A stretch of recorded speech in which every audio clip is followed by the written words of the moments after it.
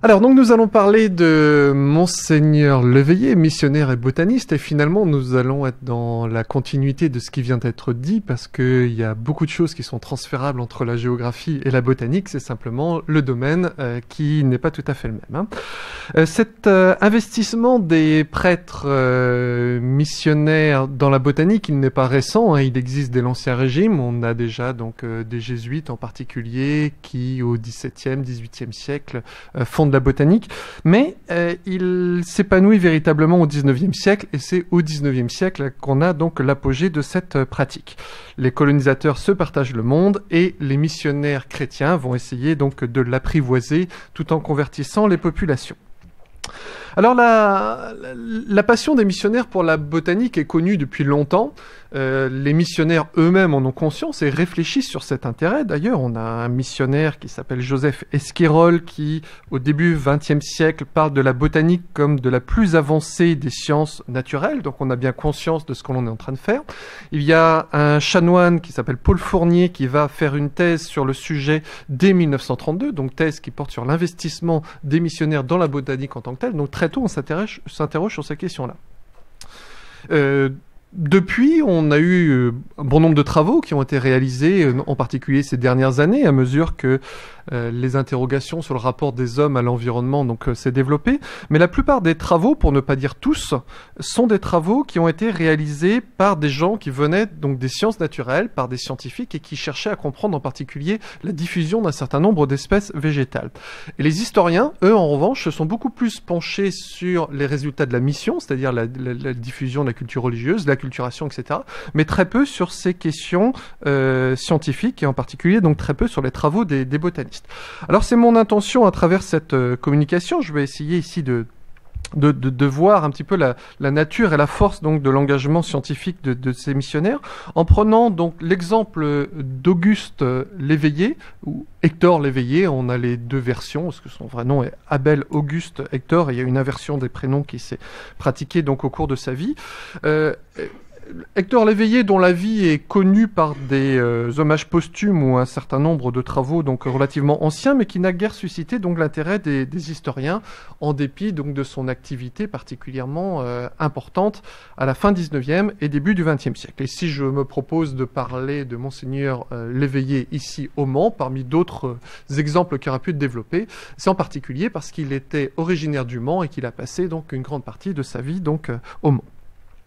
Alors 3 temps rythment sa carrière, 3 temps qui vont constituer en quelque sorte les 3 parties donc de ma présentation.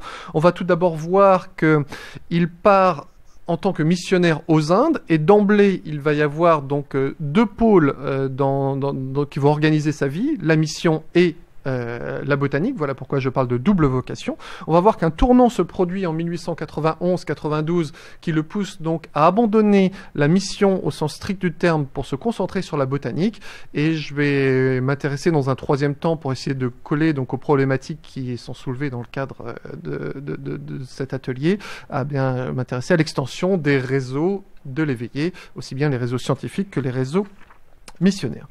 Donc une double vocation dans un premier temps.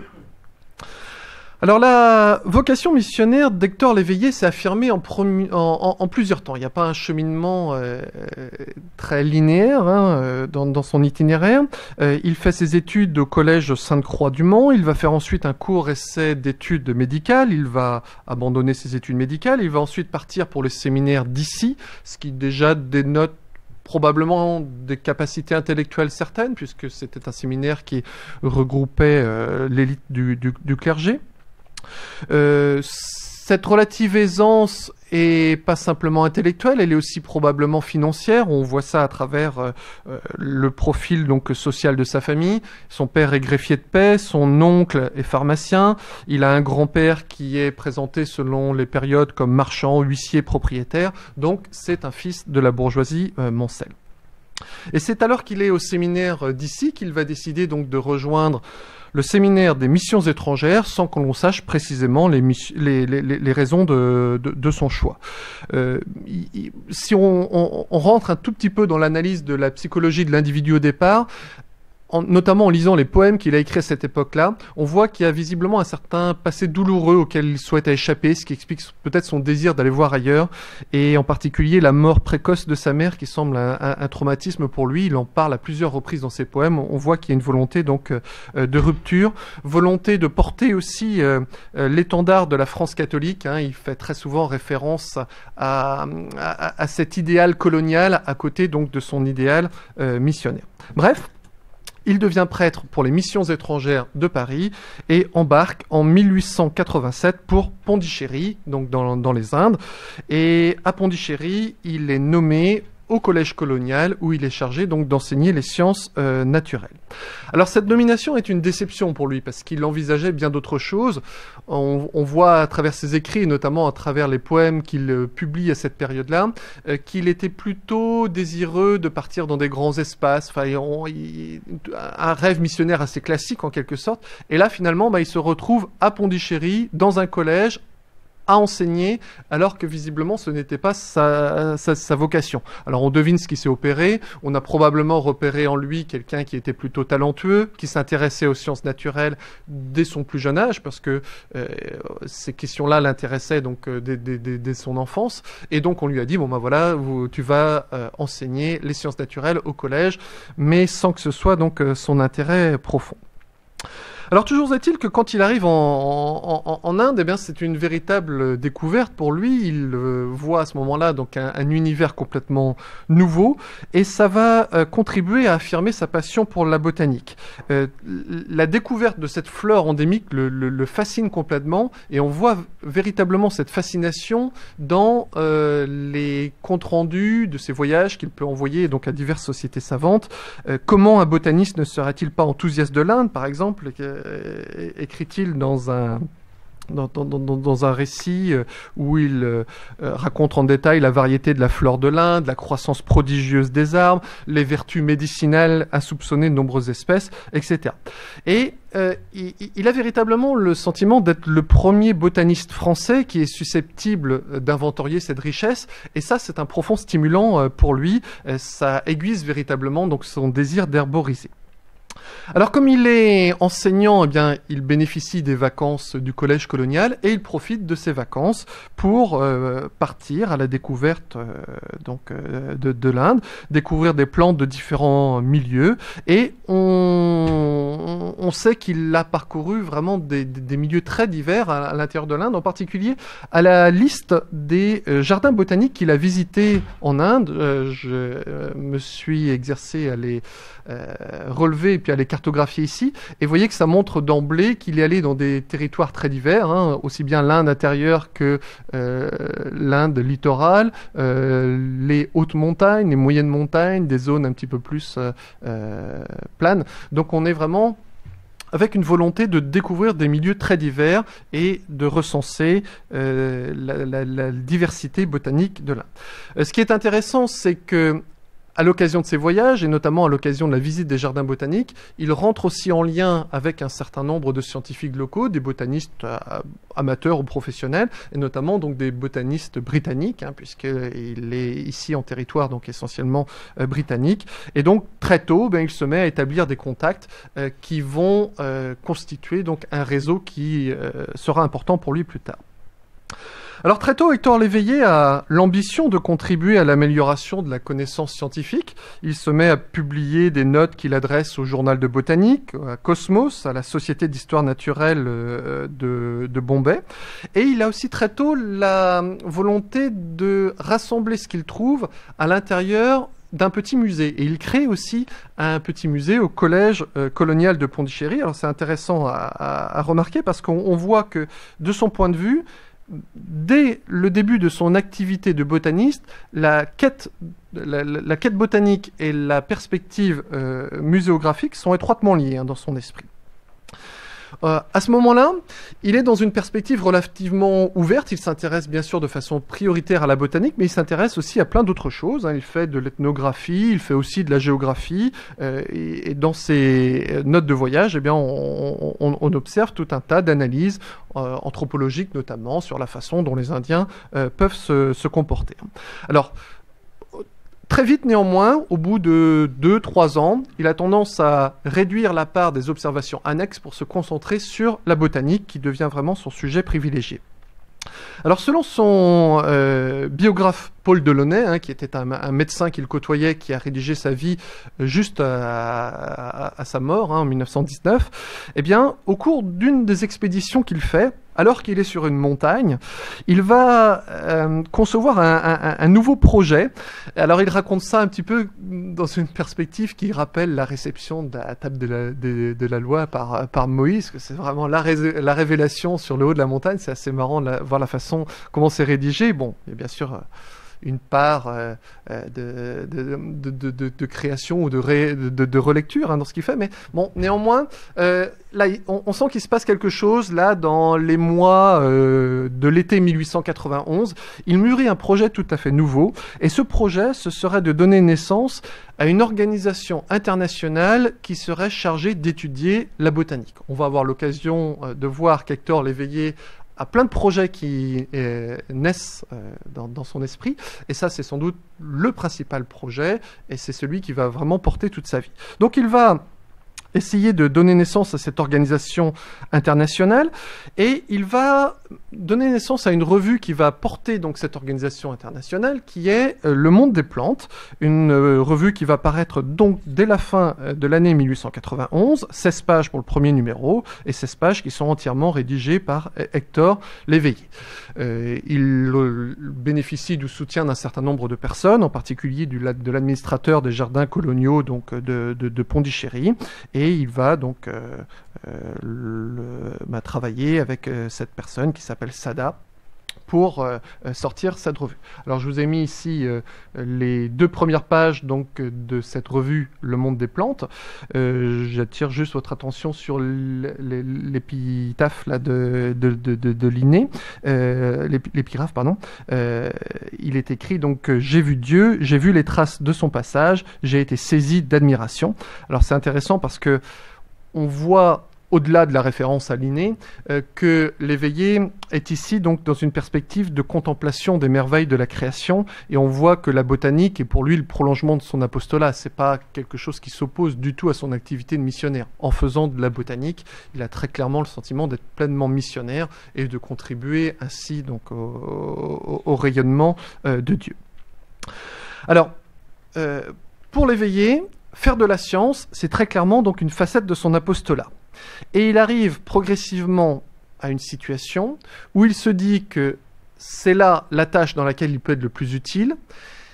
Et face à ça, il a l'idée que le poste qu'il occupe au collège colonial comme enseignant ne lui convient pas. Alors il va être amené à faire un choix qui va bouleverser sa carrière, c'est qu'il va quitter les missions étrangères pour se consacrer entièrement à sa nouvelle entreprise. Alors on va revenir sur ce tournant dans la deuxième partie, le choix donc de la botanique.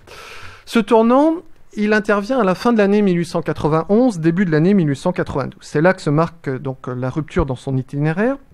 Le docteur Paul Delaunay, que j'évoquais tout à l'heure, qui a fait donc sa biographie au lendemain de sa mort en voulant honorer sa mémoire, a expliqué qu'il avait quitté les missions étrangères de Paris pour des raisons de santé.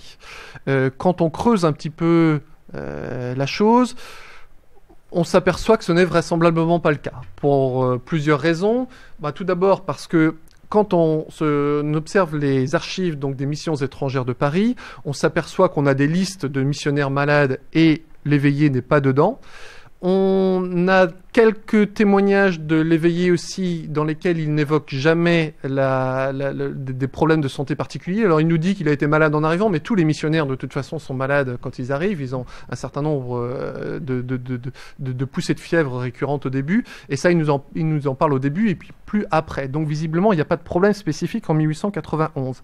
Et alors on a eu une lettre de démission d'Hector Léveillé, donc, qui est conservé aujourd'hui dans les archives des missions étrangères de Paris, qui est assez évasive, mais qui nous donne quand même un certain nombre d'informations. Voilà ce qu'il nous dit. Je vous ai mis ici la reproduction donc, du début de cette lettre. Il nous dit « Monsieur le supérieur, conformément à ma promesse, je viens vous donner aujourd'hui ma décision, après avoir mûrement réfléchi devant le Seigneur qui a daigné m'éclairer.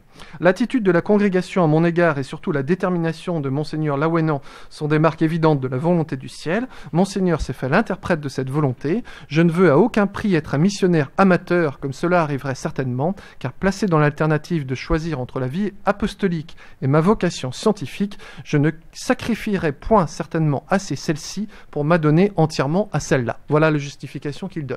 Donc, absolument aucune évocation de problème de santé, ce serait sans doute le cas si il y en avait quand il écrit ici au supérieur. Il mentionne 2 problèmes, visiblement donc un conflit avec Monseigneur Laouénan qui était la personne qui essayait de rénover l'enseignement dans les Indes françaises, en particulier à Pondichéry. Donc on devine qu'il lui a demandé d'aller ailleurs et puis qu'il s'est vu opposer un refus. Donc là, il y a ce premier problème qui se pose. Et puis, alors, il tourne les choses un petit peu comme un conflit entre sa vocation scientifique et sa vocation missionnaire, ce qui n'en est pas réellement un, puisque les autres missionnaires cumulent tout à fait la botanique et la mission. Mais là, il le présente comme quelque chose qui n'est pas compatible. Bon, c'est l'argument qu'il donne pour donc quitter les missions étrangères de Paris. Donc si je fais la synthèse de tout cela, de mon point de vue, c'est une interprétation, mais je pense qu'il en avait ras-le-bol de son poste de professeur au collège colonial. Il a demandé à faire autre chose et on ne lui a pas donné l'autorisation. Et donc finalement, il choisit de se consacrer à ce qui l'intéresse le plus. Donc, il fait le choix de la science contre le choix de la mission, et il va donc revenir en France. À ce moment-là, il va revenir au Mans, et il va s'installer, ça ne s'invente pas, rue de Flore. C'est merveilleux quand même pour un botaniste.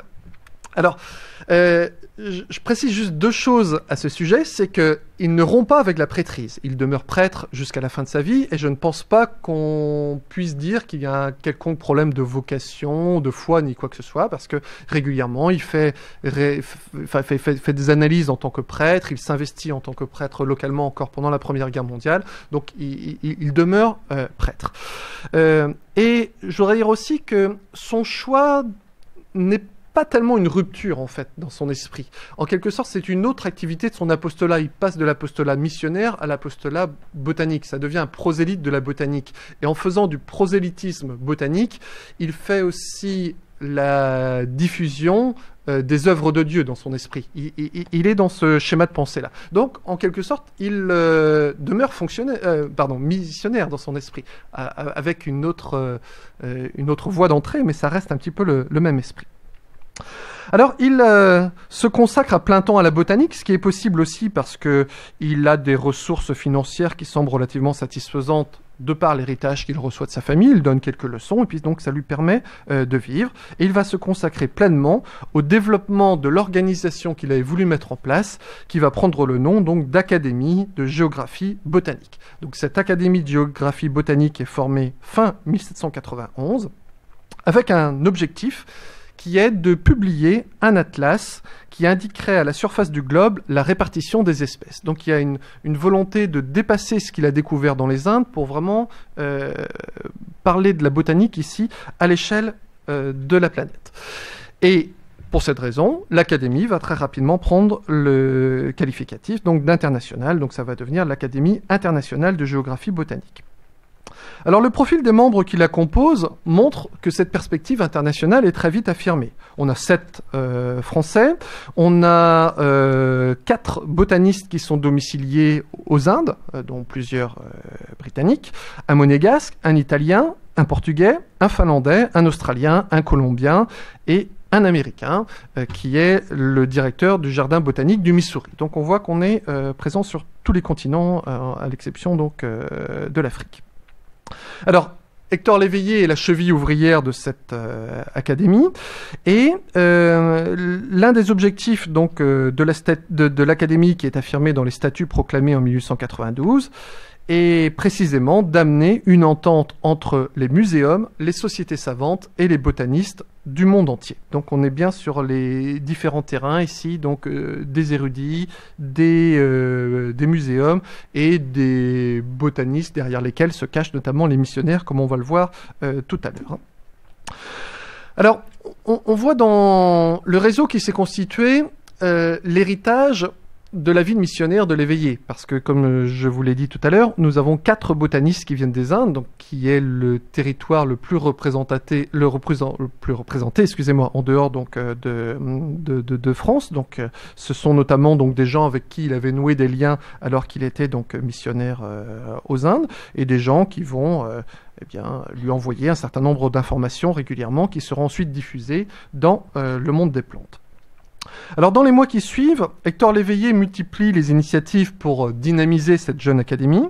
Il tente de mettre sur pied des comités, il tente de trouver des explorateurs qui sont susceptibles d'alimenter les collections pour enrichir donc les connaissances. Il a plein de projets en tête, dont un certain nombre d'entre eux sont contestés. Il veut mettre un ordre de la rose en place, qui est une sorte d'ordre scientifique. Alors, ses collaborateurs râlent en lui disant que c'est n'importe quoi, ça marchera jamais, etc. Donc, il abandonne, fait machine arrière. Bon, il est un peu tout feu tout flamme. Parfois, ça se retrouve d'ailleurs dans son écriture. On voit que c'est une écriture très dynamique, qui souligne des mots un petit peu à l'emporte-pièce, comme ça. Donc, il a son tempérament un petit peu fougueux. Et cette fougue, on la voit aussi dans la façon dont il veut organiser cette académie, parce qu'il va émettre le vœu que les membres de l'académie soient, je le cite, irrémédiablement décidés à consacrer leur vie entière à la botanique. Alors c'est intéressant comme formule, parce que consacrer sa vie entière à la botanique, on voit la transposition de son idéal missionnaire. C'est-à-dire, voilà, comme on devient missionnaire jusqu'à sa mort, on fait de la botanique jusqu'à sa mort, et on ne peut pas s'investir à moitié quand on fait de la botanique dans son sillage, en quelque sorte. Donc un engagement absolu, un investissement personnel exceptionnel, parfois décourageant d'ailleurs pour un certain nombre de gens qui travaillent avec lui, parce qu'ils en ont marre, y compris de supporter son caractère parfois, parce que voilà, il veut sans arrêt aller plus loin, faire plus de choses, etc. Et c'est parfois difficile de travailler avec lui.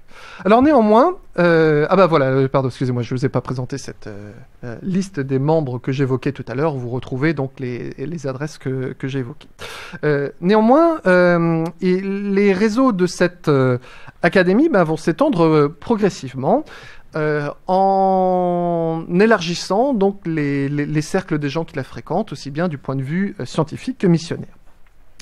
Alors, les frontières vont rapidement s'élargir, en particulier en direction de l'Asie orientale. La géographie des réseaux de l'Académie recoupe largement la géographie des centres d'intérêt de l'éveillé et ses domaines de compétences. Et on va voir qu'il va s'affirmer progressivement donc, comme un spécialiste de la flore d'Extrême-Orient, flore qu'il étudie, qu'il va rassembler grâce à plusieurs missionnaires. Et alors, parmi ces missionnaires avec qui il est en collaboration, il y a un individu qui joue un rôle particulièrement important, c'est Émile Bodinier. Donc Émile Bodinier, c'est un membre des missions étrangères qui a été envoyé en 1865 dans le sud-est de la Chine, qui est en lien avec l'éveillé depuis au moins août 1892. C'est la plus vieille trace que j'ai trouvée, une lettre qu'il envoie donc de Hong Kong à l'éveillé, et donc il lui envoie en France. À ce moment-là, l'éveillé est revenu en France, et on voit que à travers ce qui est écrit, l'éveillé a sollicité Bodinier pour que Bodinier lui envoie un herbier donc de la Chine.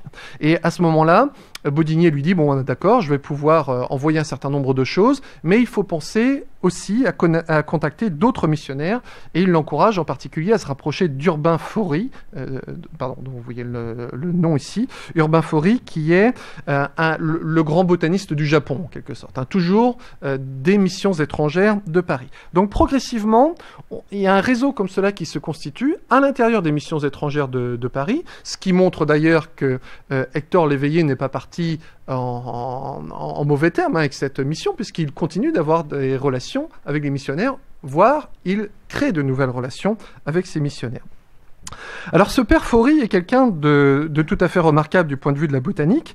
À cette date, il a déjà envoyé plus de 3000 espèces au Muséum de Paris, et c'est quelqu'un qui reçoit une allocation du Muséum de Paris pour herboriser au Japon. Il est en lien en particulier donc avec Adrien Franchet, qui est en quelque sorte la figure qui fait le lien entre le Muséum et un certain nombre des missionnaires que j'évoque ici. Et Adrien Franchet, donc, qui est le spécialiste de la flore d'Extrême d'Extrême-Orient au muséum, dit qu'il est complètement dépassé par les envois de ses missionnaires, en particulier par la richesse donc de ce que lui envoie Urbain Faury, parce que c'est une masse colossale qu'il ne parvient pas donc à traiter tout seul. Et donc, ce missionnaire envoie volontiers des doubles ou des triples d'espèces à d'autres gens qui les réclament, comme Hector Léveillé, donc en particulier. Donc, Bodinier va être inséré dans des réseaux botaniques de l'Académie, et tout ça va permettre donc une circulation de l'information entre Le Mans, la Chine et le Japon. À sa mort en 1801, Émile Bodinier va d'ailleurs léguer son herbier, et Hector Léveillé va ainsi donc récupérer une masse très importante donc d'informations. Ce sont toutes les plantes que le révérend père Bodinier avait rassemblées donc au fil de ses herborisations. Alors, quand on additionne tous les gens qui sont progressivement donc entrés directement ou indirectement en lien avec Hector Léveillé et qui lui ont envoyé des plantes, eh bien on arrive à cette liste de missionnaires. Ce sont tous des missionnaires des missions étrangères de Paris. Donc ce n'est pas une liste qui est forcément close. Il y en a sans doute d'autres qui gravitent encore soit autour de Léveillé lui-même ou soit autour de ces différents missionnaires. Par exemple, Chaffanjon n'a semble-t-il pas été directement en lien avec Léveillé, mais a transmis des informations ou des plantes à Bodinier, qui les a ensuite transmises donc à Hector Léveillé. Donc grâce à ses anciens confrères, on voit que Léveillé va se retrouver en possession donc d'un remarquable fonds. Ce fonds a été évalué à environ 35 000 parts d'herbier qui provenaient de Chine, de Corée et du Japon, donc un fonds tout à fait considérable sur l'Asie orientale. Et il va passer donc, en particulier à partir de la fin 19e, début 20e siècle, beaucoup de temps à classer, à inventorier tout ça, en bénéficiant de l'aide du père Vagnot, qui était un jésuite, qui était un enseignant du Collège Sainte-Croix au Mans, et qui, après les lois contre les congrégations au début du XXe siècle, ne pouvait plus enseigner, et donc avait consacré toutes ces vieilles années à aider donc Léveillé, donc le traitement donc de l'information. Et donc, avec l'aide de ce père Vagnot, Léveillé va tirer de ce matériau exceptionnel plusieurs études sur la flore d'Extrême-Orient, notamment sur un genre qui s'appelle les carex, dans lequel il va décrire près de 3000 espèces nouvelles. Alors quand ces travaux ont été repris par la suite, ils ont souvent été critiqués parce que on a considéré que Léveillé allait parfois trop vite dans les déterminations. Il n'avait pas toute la rigueur scientifique exigée, et parfois il se laissait un petit peu déborder par son enthousiasme en créant de nouvelles espèces alors que ce sont des choses qui avaient pu être déjà déterminées, ou en n'étant pas suffisamment rigoureux dans ses observations. Si vous voulez, dans son travail de dénomination des plantes comme de création de réseaux scientifiques, il affiche le même dynamisme et parfois la même fougue excessive en quelque sorte. Donc, plus qu'un véritable scientifique, c'est un vulgarisateur. C'est quelqu'un qui organise des réseaux, qui fait circuler de l'information, mais ce n'est pas un scientifique de premier rang, donc en tant que tel. Alors il devient un spécialiste reconnu de la faune, de la flore, pardon, excusez-moi, de la flore d'Extrême-Orient, et il se rapproche aussi d'Adrien Franchet en 1900 à l'occasion d'une visite au Muséum d'histoire naturelle. Il rencontre Adrien Franchet, et Adrien Franchet lui fait part de ses difficultés à inventorier tout ce qu'il reçoit parce qu'il croule sous le matériau donc en provenance d'Asie orientale envoyé par les missionnaires, donc des missions étrangères de Paris, et il va proposer à Hector Léveillé de l'assister dans cette tâche. Hector Léveillé va du coup être encore davantage incité à travailler sur ce territoire-là. Alors, Adrien Franchet meurt peu après, donc ce qui fait que la collaboration n'a sans doute pas été aussi loin que ce qu'elle aurait pu aller, mais néanmoins, on voit que Hector Léveillé est en train de se rapprocher ici des institutions telles que le Muséum. Donc il est un spécialiste de la flore d'Extrême-Orient, grâce à l'appui de ses anciens confrères, mais néanmoins, il est aussi préoccupé par la nécessité d'inventorier les espèces à l'échelle locale, à l'échelle française. Il fait un travaux sur la petite flore de Mayenne. Il va publier aussi une flore de poche de la France, ce qui est une sorte d'aide-mémoire portatif tout à fait novateur donc, pour l'époque. Et il est membre d'un très très grand nombre de sociétés savantes, de sociétés érudites, Société d'agriculture, sciences et arts de la Sarthe, Société géologique de France, Société botanique de France, Société botanique du Limousin, Société d'horticulture de la Sarthe, Mayenne Sciences, etc. Enfin, on pourra continuer l'énumération des sociétés de profils très différents dans lesquelles il s'investit, il envoie des informations, parfois il est membre actif, et donc il est vraiment sur différentes échelles, l'échelle locale des érudits, et puis aussi l'échelle internationale des botanistes. Alors, il connaît des échecs. Il connaît en particulier un échec avec l'Association française de botanique qu'il avait essayé donc de lancer. Trop de divisions, ça marche pas. L'idée d'atlas de géographie botanique qui devait être portée par l'Académie, finalement, ça ne voit jamais le jour parce que on s'aperçoit que la tâche est trop compliquée et on n'arrive pas donc à aboutir.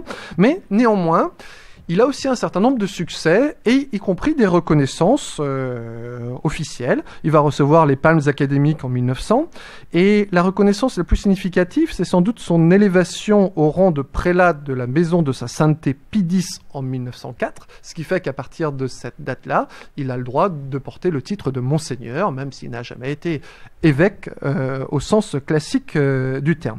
Et donc, ça montre bien qu'il n'est pas en rupture avec l'Église catholique, et j'insiste aussi là-dessus, c'est pour montrer que grâce à ses travaux de botaniste, il reçoit une récompense de l'Église catholique, ce qui montre bien que on veut le présenter comme une sorte de modèle aussi aux yeux donc de ses confrères. Donc, l'abbé Léveillé n'a pas de charge pastorale comme la plupart des prêtres, et notamment donc des prêtres diocésains, mais il demeure fondamentalement prêtre, et il va continuer à chercher à faire advenir la société dont il rêve, avec une très nette coloration conservatrice. Il est dans le rang des conservateurs de l'époque. Il va se même présenter aux élections municipales du Mans en 1893, non pas pour se faire élire, parce qu'il sait qu'il n'a aucune chance, parce qu'il n'a pas fait de politique avant, mais pour contrer un candidat anticlérical qu'il ne supporte pas, et d'ailleurs il va y parvenir parce que ce sera un autre individu qui va se faire élire. Alors il dirige la caisse de famille du Mans, il dirige l'œuvre dominicale pour maintenir le repos hebdomadaire. Bon, vous voyez l'esprit dans lequel il est. Alors quand éclate la Première Guerre mondiale, il reprend un petit peu du service actif en tant que prêtre, en tant que tel, de façon plus classique cette fois-ci. Il va seconder le clergé paroissial mobilisé en assistant les blessés en tant qu'aumônier d'un hôpital militaire au Mans pendant plusieurs années. Et donc à ce moment-là, il est très apprécié pour les services qu'il rend en tant que prêtre en tant que tel. Mais il ne rompt pas avec la botanique pour autant, et c'est intéressant de voir comment il fait feu de tout bois, parce que du coup il va chercher à développer des correspondances avec des soldats mobilisés pour qu'ils lui envoient des informations là où ils combattent. Et on voit en particulier dans le bulletin de géographie botanique, c'est le nouveau nom du monde des plantes à cette date-là, qu'on publie des récits en particulier d'herborisation aux alentours de Salonique en Grèce. Et ce sont des liens qu'il a tissés donc avec des soldats qui ont été envoyés là-bas, et à qui il dit dès que vous avez un moment, allez ramasser des plantes autour de vous et dites-moi ce que vous voyez donc en Grèce. Et donc il raconte tout ça, toujours dans cette perspective d'inventorier les plantes sur l'ensemble de la planète. Alors il meurt finalement 15 jours après l'armistice, le 25 novembre 1918, à la suite donc d'une congestion pulmonaire, à l'âge de 55 ans. Et on voit que finalement c'est lui qui portait l'Académie internationale de géographie botanique, puisque celle-ci disparaît peu de temps après son fondateur. Alors à sa mort, son herbier particulièrement volumineux, je vous ai dit plus de 30 000 parts d'herbier qui venaient donc d'Extrême-Orient, va venir compléter les collections du Jardin botanique royal d'Édimbourg, ce qui peut apparaître surprenant au premier abord. Mais quand on cherche à comprendre les choses, finalement, on trouve un certain nombre de clés d'explication. L'une des premières clés d'explication, c'est qu'il était en lien avec le Jardin botanique d'Édimbourg. Il y a plein de lettres de l'éveillé qui sont conservés à Édimbourg, où on voit qu'il y a des échanges avec les conservateurs, et du coup les conservateurs sont parfaitement au courant de la richesse de sa collection. Alors on peut se dire, mais pourquoi Paris ne s'est pas mis sur les rangs ? J'ai pas la réponse définitive, mais mon hypothèse est que le muséum de Paris, le muséum d'histoire naturelle, avait déjà l'essentiel de ce que l'éveillé avait lui-même, étant donné que Franchet recevait aussi des envois d'Urbain Faury, de Bodinier, etc. Finalement, il est probable que la collection de l'éveillé était quasiment un doublon de la collection du muséum, à quelques nuances près. Et alors que le muséum d'Édimbourg était probablement beaucoup plus intéressé à la perspective donc de récupérer les échantillons qui ont été rassemblés par l'éveillé. Donc dès la mort de l'éveillé, les conservateurs écossais vont entrer en lien donc avec sa nièce et vont lui acheter l'herbier laissé par l'éveillé pour la somme de 1000 livres à cette période-là. J'ai essayé de faire une conversion qui ne peut être qu'approximative forcément, mais en tenant compte de l'inflation, des coûts de la vie, etc., on arriverait globalement à une somme qui serait de 40-50 000 euros aujourd'hui. Alors bien sûr avec toutes les limites que ce genre d'exercice comporte. Enfin, néanmoins, on voit que c'est une somme relativement considérable.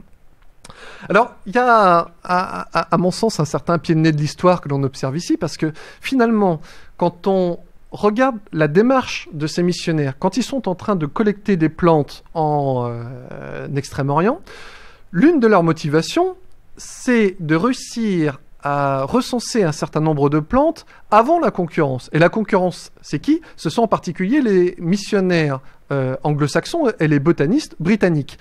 Et ils transmettent donc les plantes à quelqu'un qui va diffuser la connaissance en France, Hector Léveillé, pour porter haut la science française, et au final, tout ce qu'ils ont envoyé et toute la collection qui a été constituée va finir dans les réserves d'un musée écossais à Édimbourg. Donc il y a une évolution qui s'est produite ici, mais qui s'explique par la Première Guerre mondiale. C'est-à-dire que lorsqu'ils collectent, on est dans les années 1880-90, on est dans une rivalité qui est la rivalité coloniale du temps, et bien sûr le regard sur les Britanniques en 1919 n'est plus du tout le même.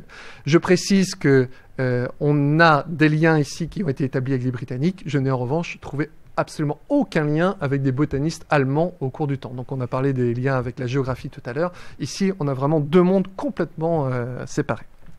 Donc la carrière sacerdotale d'Hector Léveillé a duré 31 ans, dont 4 ans comme missionnaire dans les Indes et 27 ans au service de la botanique, avec un itinéraire qui apparaît comme très fracturé, mais qui au final a à mon sens plus de continuité qu'il n'y paraît, car il a fait de la science un apostolat, il a conservé son esprit missionnaire en cherchant à montrer les merveilles de la création, à conquérir des territoires nouveaux, à gagner les esprits, etc. Donc il a joué un rôle particulièrement important dans la détermination de plantes asiatiques. Il y a 39 espèces qui portent son nom aujourd'hui, un genre même qui lui est dédié, alors par d'autres botanistes, en guise d'hommage et de reconnaissance. Ce qui est décisif par rapport à notre préoccupation commune, c'est qu'il a joué un rôle essentiel dans la circulation des savoirs, en particulier par ses publications, par la création de l'Académie internationale de géographie botanique, qui a été une courroie de transmission entre les érudits, les musées et les jardins botaniques. Et à travers cette figure, on voit donc l'immense contribution des missions étrangères de Paris à la connaissance de l'Asie et à la constitution des collections muséographiques. Merci beaucoup.